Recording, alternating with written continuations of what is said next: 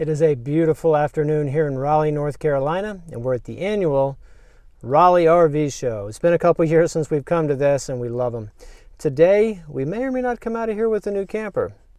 Well, that remains to be seen, but if we do, it'll be a future video. But today's video is going to be all about our current GeoPro camper and the battery setup we ultimately chose.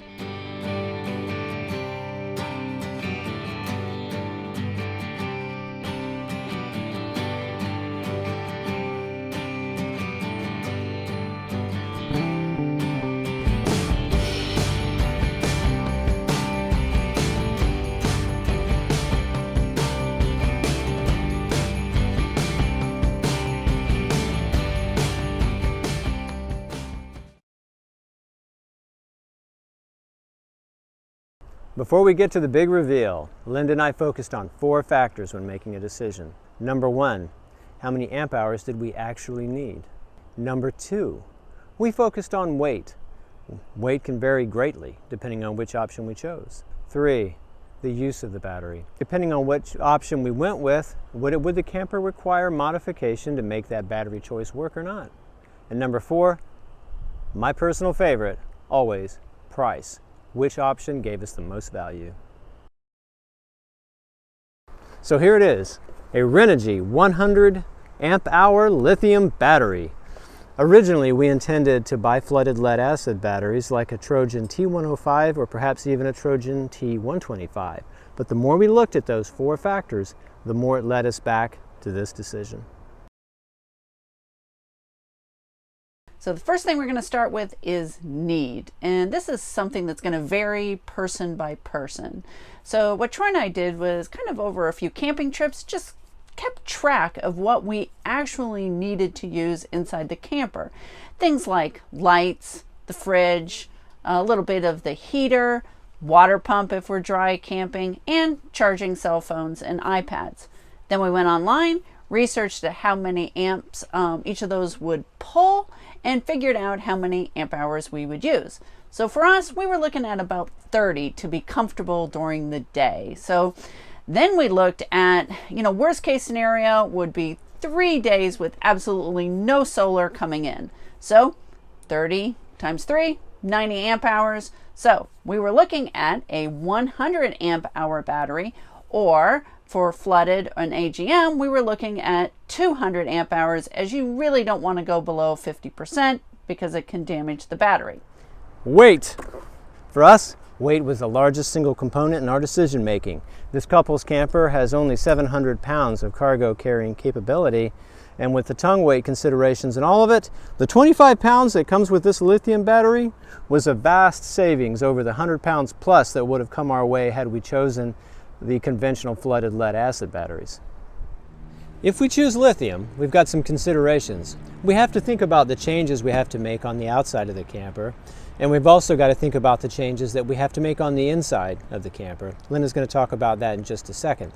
If we stayed the course with flooded lead acid or a conventional AGM or something like that, perhaps the only thing we would have had to do, because the camper comes from the factory designed for that type of battery, was get a bigger battery box. So really no changes for the flooded setup, but what was going to be needed for a lithium setup? Now, we reached out to other GeoPro owners online, and we found 2 things that we needed to look at. One is the controller, and the other is the converter. So because our camper is a 2019, it did not have a lithium controller. So that we did buy one just to kind of get us over on Amazon. It was a direct swap out with the GoPower. So for now, that one does have a lithium option now, but we don't feel it's the best. So that is something that we are going to be looking at upgrading in the future. Now, the other is the converter. Now, while it is not lithium compatible per se, it does charge the lithium battery to about 80%, we're told. Then the solar on the roof will top off the last 20%. So a lot of people have not yet, changed over that converter. And honestly, the direct swap out that we have looked at, it has been on back order for a while. So not a lot of changes inside. What about outside? We have 2 things to think about. Number 1, security. Should we leave it in a storage unit in this box? But secondly, and more importantly, should we leave it outside, as these things are very temperamental around freezing weather? So this battery does have two very nice features. First of which, it has a low temp shutoff. If it gets below a certain point, the battery shuts down, extending the longevity of the battery. Two, there's an Ethernet cable you can attach to the top of this battery. And when you want to, you can shut the battery down completely in the dormant mode where it doesn't do anything when you put it in storage. Speaking of storage, when we put this battery up for long-term storage after we shut it down, we drop a typical flooded lead acid battery in the nose of the camper just to keep everything running in between trips. So again, after doing the research, we found that, we could leave it outside in the battery box like Troy just talked about, and we only had to upgrade the controller to really get it working. Converter, we're still looking at. So for now, there wasn't a lot of immediate changes we had to make. So let's talk about the money. Originally, we had set aside $1,000 in our mind to spend on solar and on batteries. With that in mind, we kind of figured we were headed toward flooded lead acid or AGM batteries on the outside. But Linda always loves to hunt a deal. So I went online to a popular deal hunting website and set up an alert for a 100 amp hour lithium battery. And soon we had a hit. It was over a weekend. We had like 2 days to make our decision on this Renogy battery. Now, after a 5% coupon we found online, I was able to get it for $475 plus tax. Score! So it really wasn't that much more than getting a flooded battery. So we decided to go ahead and, take a chance.